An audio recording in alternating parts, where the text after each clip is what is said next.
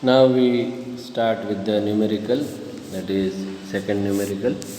In the HCl molecule, the separation between the nuclei of two atoms is about 1.27 angstrom. Find the approximate location of center of mass of the molecule given that the chlorine atom is about 35.5 times massive as hydrogen atom. So mass of chlorine, we have, say you have a mass of chlorine is equal to 35.5 times the mass of hydrogen. Okay. Uh, Now see, the method which is shown here is very big as such. Now we take it in a different way. It's very easy method here. Okay, you can do it like this. See, we consider the hydrogen atom as located on the, say this is your x-axis and this is the origin, and chlorine atom is located at a distance which is given to us 1.27 angstrom. Okay, 1.27 angstrom is the location of the chlorine atom with respect to hydrogen if hydrogen is taken on 0, 0. So coordinate of hydrogen is 0, 0 and coordinate of chlorine is 1.27, 0. This is on x-axis, that is why it is in angstrom. Okay, now center of mass, that is, say it is on x-axis only, xcm, that is m1, that is mass of hydrogen into location of hydrogen is 0, 0, that is r1, plus we have mass of chlorine, okay, into location, that is r2, 1.27, 0. Okay, divided by mass of hydrogen plus mass of chlorine. Now mass of chlorine is 35.5 times that of mass of hydrogen that is given to us. So we can simplify. See, now there is this coordinate or this part will be 0 because mass of hydrogen is multiplied with 0 and 0, then it becomes 0. Now mass of chlorine multiplied by 1.27. This 0 has no meaning, so we can write it in a different way. Okay, we can write this as, say, xcm, that is equal to mass of chlorine. Now mass of chlorine is 35.5 times the mass of hydrogen into 1.27 angstrom. That 0 I have just now not considered, and here mass of hydrogen plus mass of chlorine is 35.5 times the mass of hydrogen. Now this becomes xcm is equal to, now see, 35.5 multiply by 1.27 into mass of hydrogen divided by, we will have 36.5 mass of hydrogen, and this will be cancelled out. And now just you simplify this, 35.5 into 1.27 angstrom divided by 36.5, and that will approximately give you 1.235 angstrom, okay, which is approximately equal to 1.24 angstrom, okay, and this is on x-axis. So the coordinate of the what you call it, center of mass, coordinate of center of mass can be 1.24 angstrom, 0, because y coordinate will be 0. So this center of mass will have only x coordinate. That is why if I write it with xcm, and that will be 1.24 comma 0 angstrom. Okay. Now numerical number 7.4. Now we have to show that the area of triangle obtained, or rather contained between the two vectors. So the triangle is made up of two vectors. Okay, vector A and vector B is one half of the magnitude of A cross B. So we make a triangle whose two sides OB and OA are vector A and vector B, and the angle between these two vectors A and B is theta. Okay, and the perpendicular drawn from A on vector A, try to understand, it is altitude. Okay, that is having its length to be h. Now in this triangle AOC, see this triangle AOC, this is the triangle which is a right angle triangle. We take sine theta, and sine theta is nothing but opposite upon hypotenuse. So it becomes sine theta is AC, that is h, upon hypotenuse is AO. Now see, AO is the length, and that length is nothing but magnitude of vector B, and it is represented as h upon B. Okay, so this becomes h is equal to B sine theta. Now we have the formula of area. Area is nothing but 1/2 base into height. Okay, now base here is OB. Okay, that is length of OB. We don't have to take vector there because it is a magnitude, length, multiply by the altitude, that is h. So magnitude of A multiply by h into 1/2. Now area is equal to, now see, this h is nothing but B sine theta. You can see that value we have found. So instead of this h we are writing instead of h it is B sine theta. So we have this 1/2 AB sine theta, because instead of h we have written B sine theta. So it is 1/2 magnitude of A into magnitude of B into sine theta. We multiply it by a unit vector n cap. Okay, unit vector is having magnitude 1. Okay, that is why it is multiplied.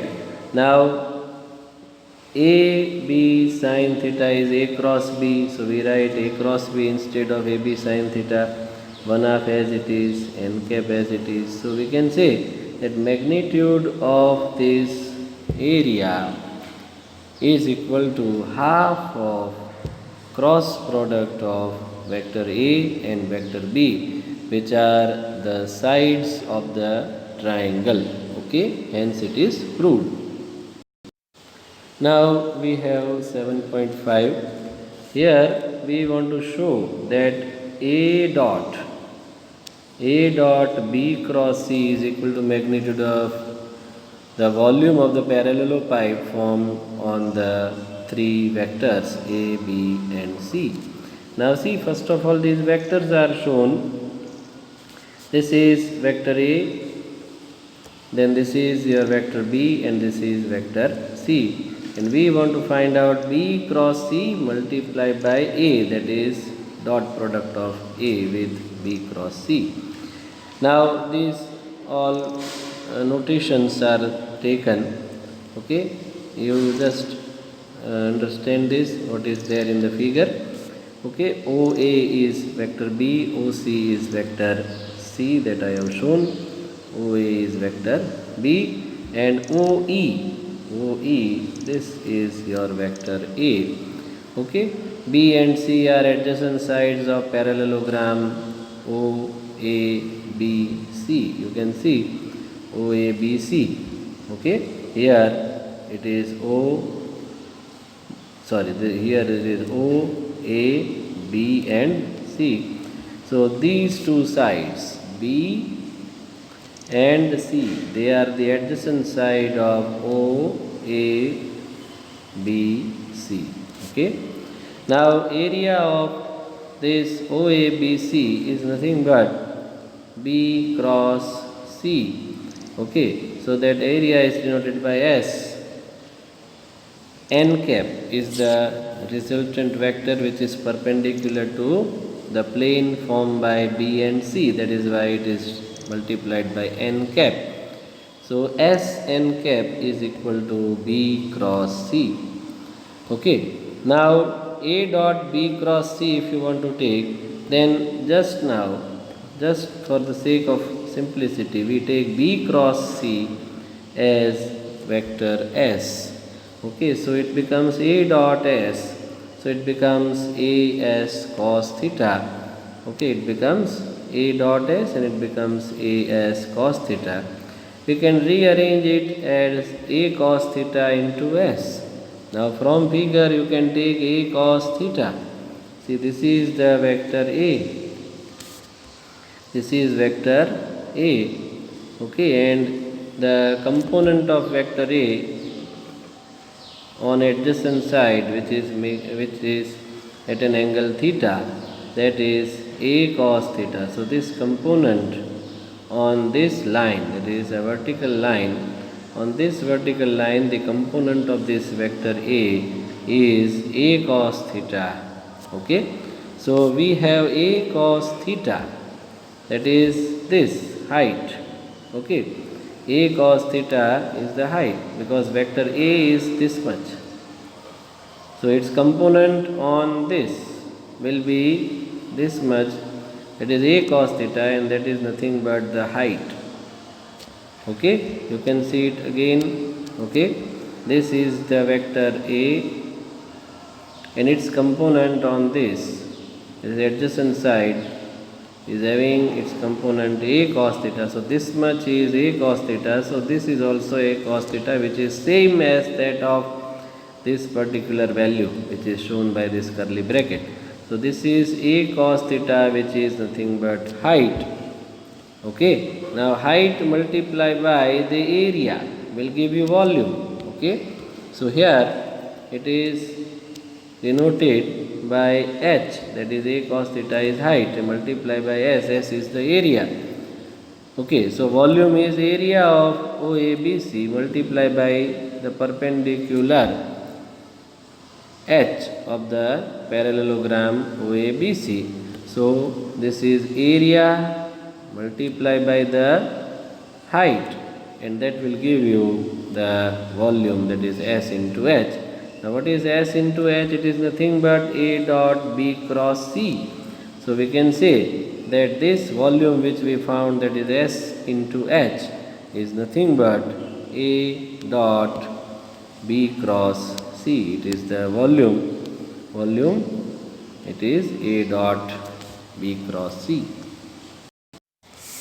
Now the numerical number 7.6, find the component along x, y and z axis of the angular momentum L of a particle whose position vector is r with component x, y, z, and momentum is p with component px, py and pz. Show that if the particle moves only in xy plane, the angular momentum has only z component.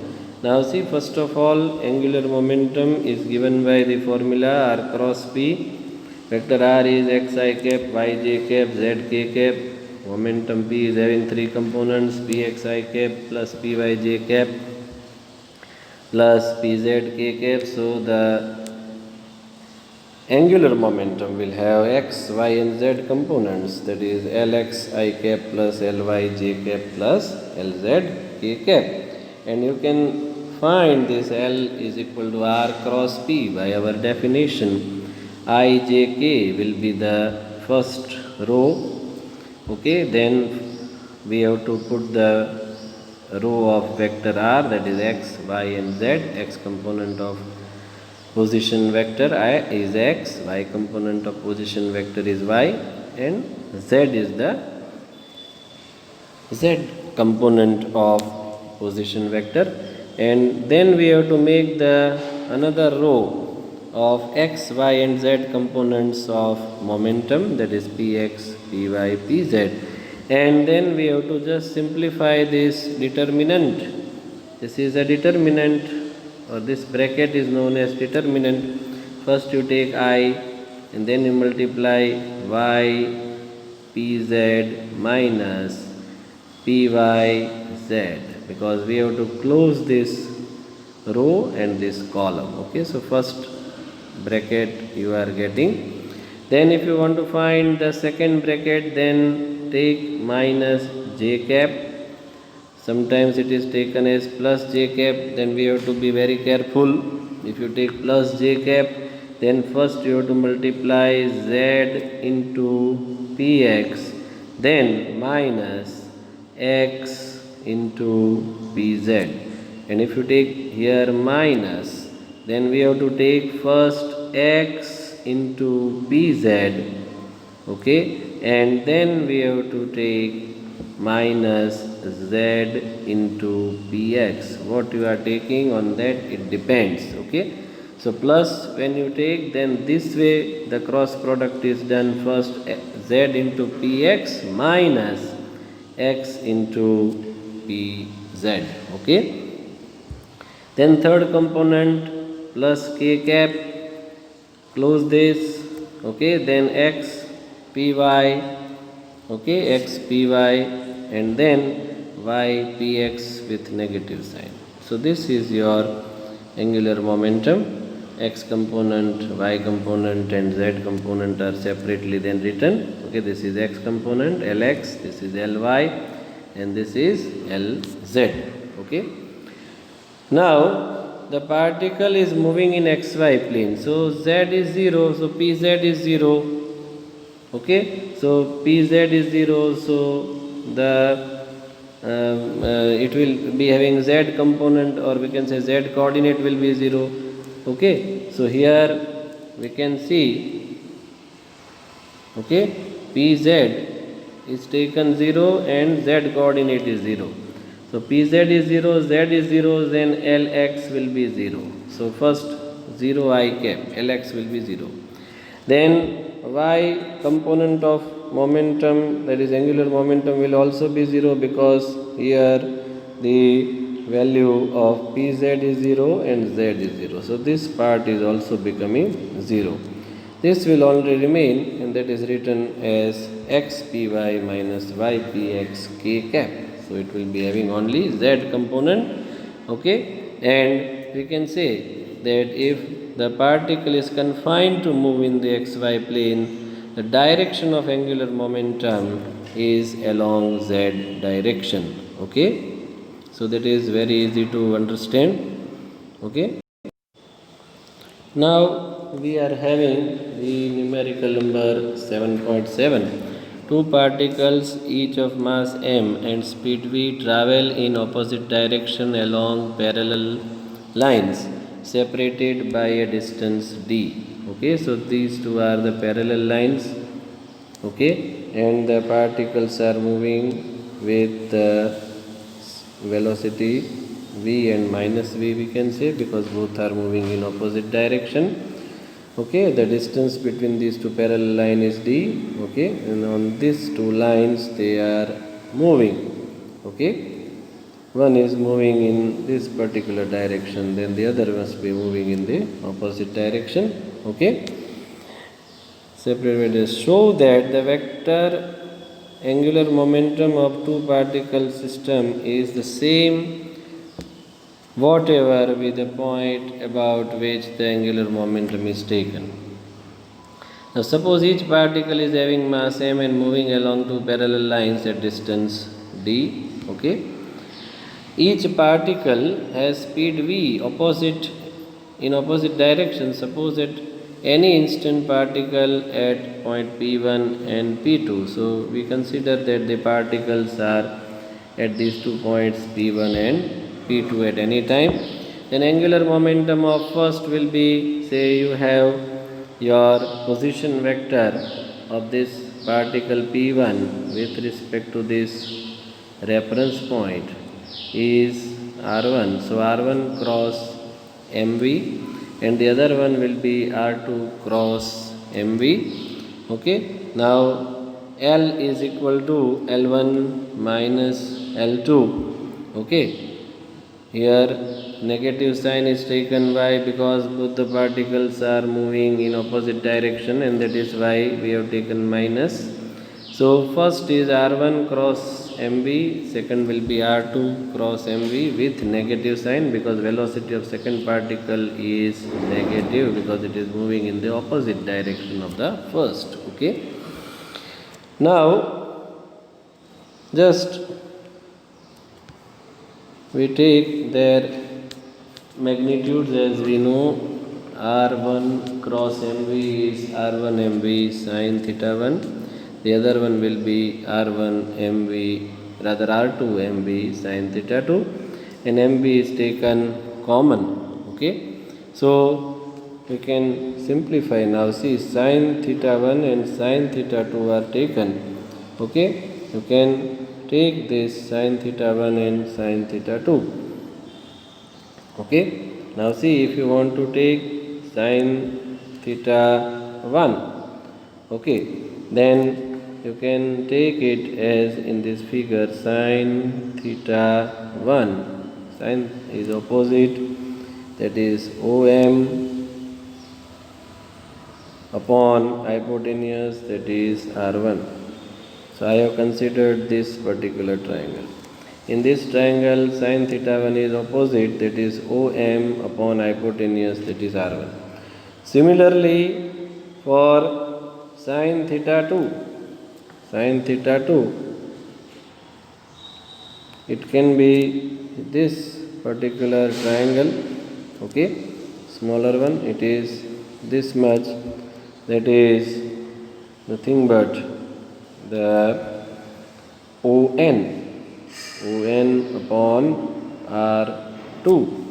Okay, so R1 will be OM sin theta 1, OM sin theta 1, and R2 will be ON sin theta 2. Okay, so R2 is ON sin theta 2. Now this is our figure that I have just taken down. Okay, now if you take the value of OM minus ON, OM